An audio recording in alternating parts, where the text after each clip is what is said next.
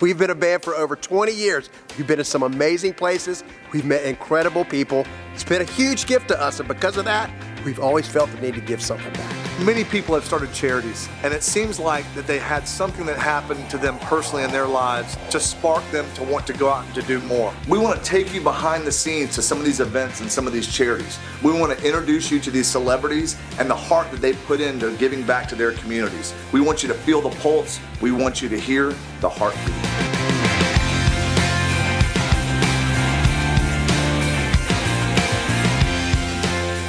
So, who do we got today?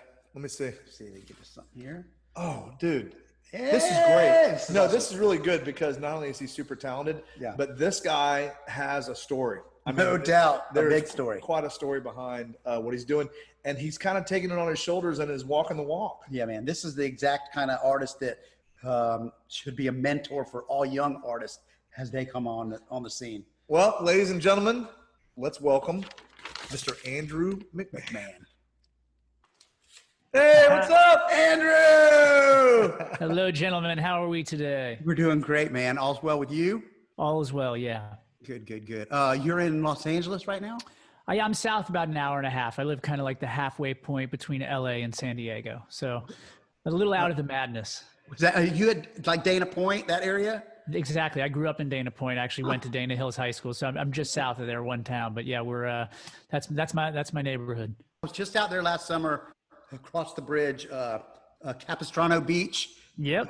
Doheny State Park. Got a little longboarding in right there. That's the road you take to my house, actually, down Nice. down Camino Capistrano there. You shouldn't tell Ken. That's where I'll be there next. Come Knocking on your door. Come anytime.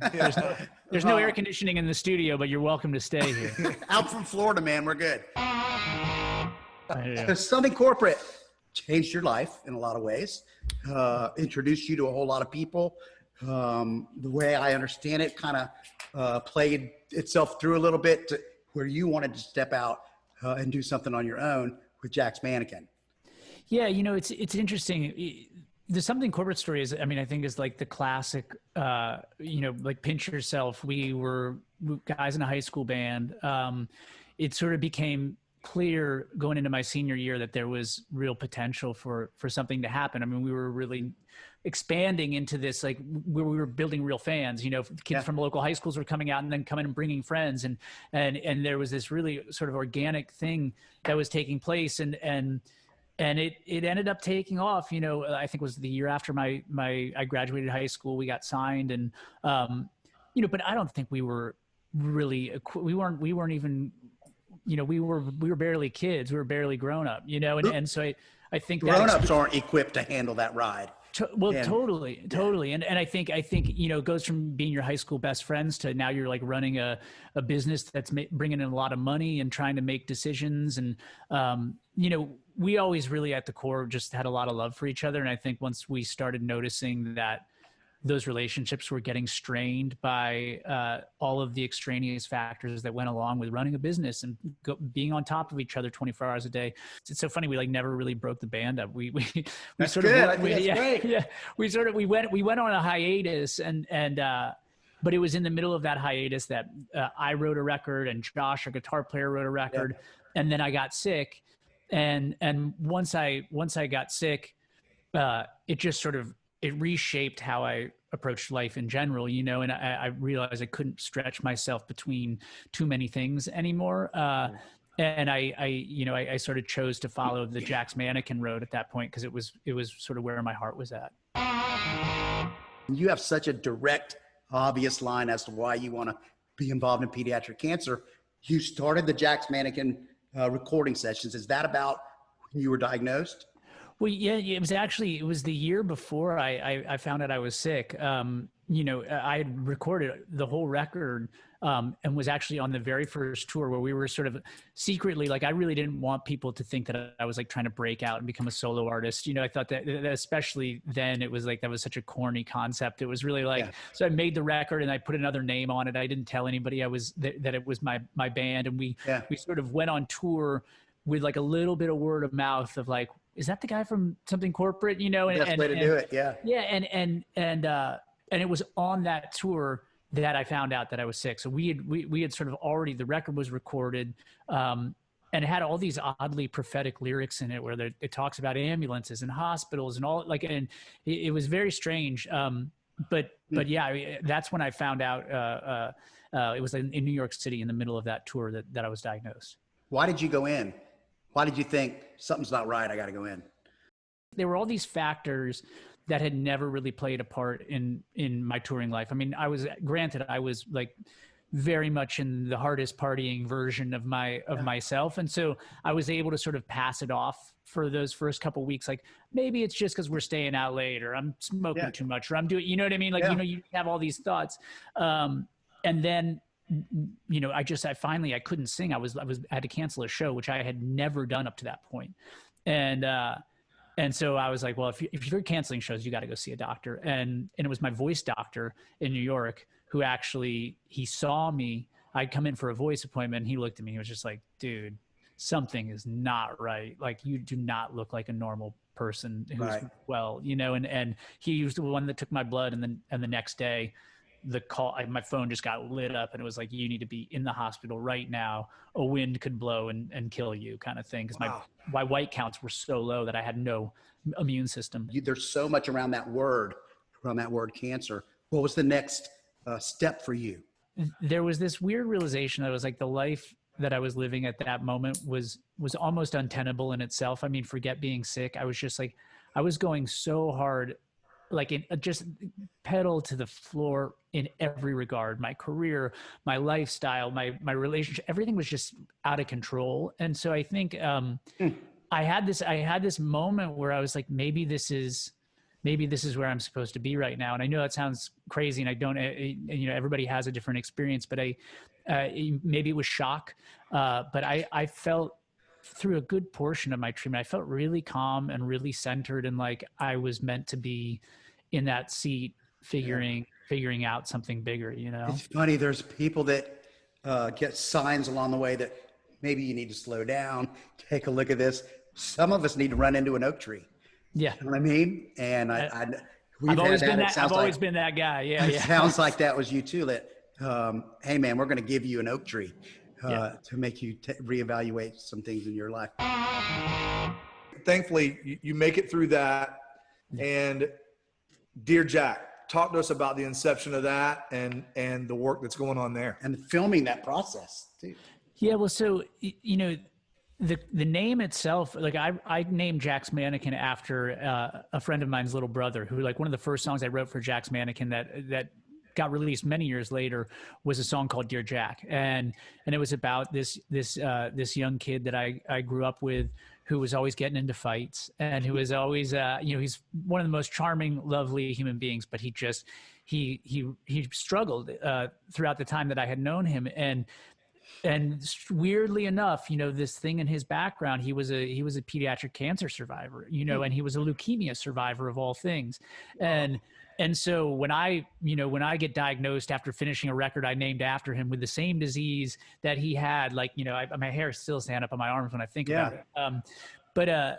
And then I saw these fans of mine who were just so, they just wrapped their arms around me. Right. And they started championing the cause that I champion. Initially it was for the Pediatric Cancer Research Foundation, and then Leukemia and Lymphoma Society, and seeing the goodwill of these fans and how much money we raised in such a short time, I was like, well, you know what, I'm going to try and start something on my own to sort of direct the dollars to where I think that represent my vision for what life after cancer should be, and how I want to impact the community that follows in my footsteps. Eventually, we morphed into this young adult charity, really for this demographic of 15 to 39-year-old cancer patients that are just so anemically served in the cancer space, and we've been working at it ever since. I think we're going on our 14th year now. So describe some of the events that you do now. Can you describe, how those work? And also, can you give us a web address for people to go check out your cause and how to donate or how to get involved one way or the other? Can you? Of course, yeah. Yeah, so we're at gearjackfoundation.org, just like it sounds. There are tons of things we do. I do lots of shows, benefit concerts, but we work with an organization in Colorado called Startup Brews that does this really great beer festival every year. Nice. Our fans do an incredible job raising funds every year. It's one of our biggest sources of revenue for the foundation is what we do, our annual giving challenge, which the last couple of years we've raised $250,000 just through that challenge alone. Now we have these programs that are built in-house. So we have a program called not Light the Night, excuse me, the Life List. And Life List is this, it's kind of like a wish giving program, granting program, but it's a little more holistic. I think, people get to make a list of 8 things that they sort of like to accomplish while they're in treatment, 4 of which we as an organization provide. So it could be something like, getting them a ticket to a show, or putting them on courtside at a game, or meeting a celebrity or a shout out. And then the other things the family gets involved with, and the family, we give them sort of an avenue to participate, because families often have a really tough time with that. There's a lot of collateral damage. Yes. I was a sibling, so I feel it like that. I know what parents go through, and it's a family challenge as all that goes on. So we look at it like body, mind, and spirit, and it looks like you're focusing on all of those things with the support programs that you're supporting. All right, so man, thank you so much. You were such a huge addition to the Rock Boat. We had such a great time. Would you be so kind as to play a tune for us right now? Is that okay? It would be my pleasure. Yeah.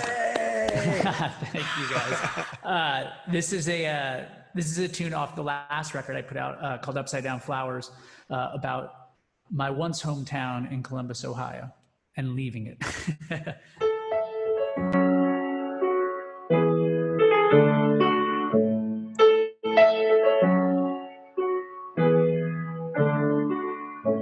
On the razor's edge, at the first sign of light, the car was packed. All the house was quiet, and my sister slept. As we started the drive to California, where it's warmer, gonna start a new life. Gonna miss Ohio, but this time we're gonna get it right. Station wagon, tigers flying, kitties counting crows through the tears in her blue eyes. State lines and capitals go rushing by as I'm trying to find a station on the radio. Everything's gonna be better on the West Coast.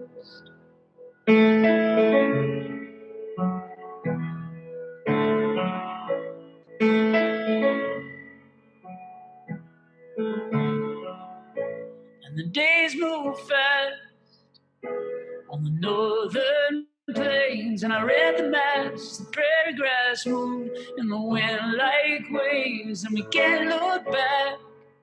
Some man you just can't say. We had our reasons for leaving.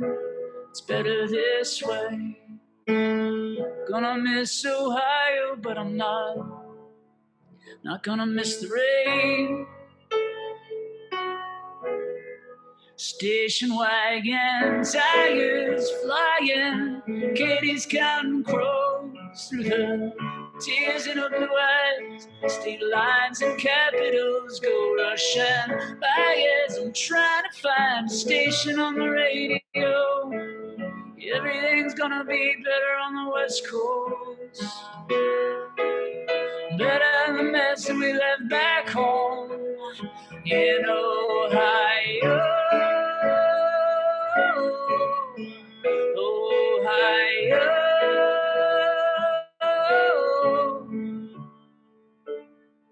Goodbye, blue house. Goodbye, red door. Abandoned worlds where we would drink on weekends. There's magnets pulling from the ocean floor. I can't forget where you looked when we were leaving.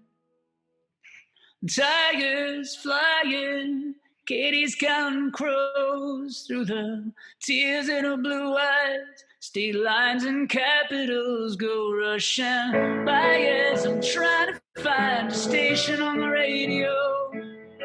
Everything's gonna be better on the West Coast. Better than the mess that we left back home in Ohio. Ohio. Ohio. Ohio.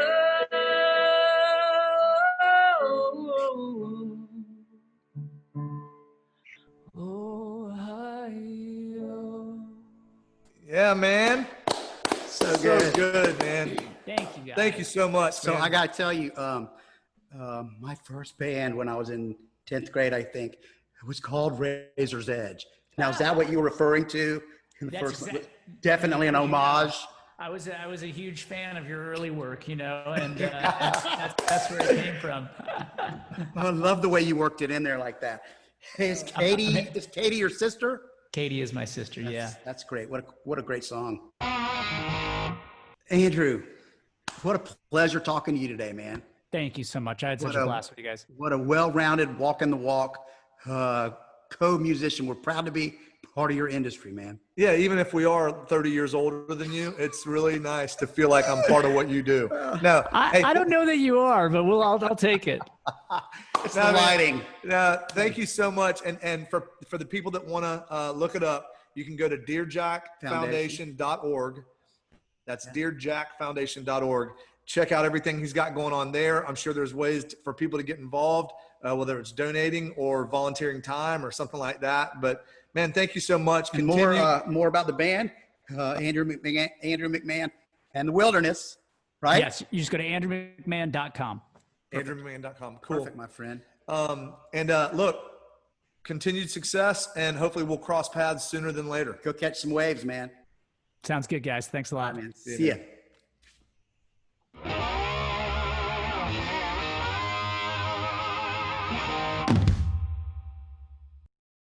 I guess I've been watching a ton of surfing videos lately because I've been watching these clips of some of the craziest surfing stuff. Instagram especially. Yeah, and it's like, and honestly, it makes me, there's a tiny bit that makes me sad only because, especially when I lived out there, I charged some pretty big waves. Again.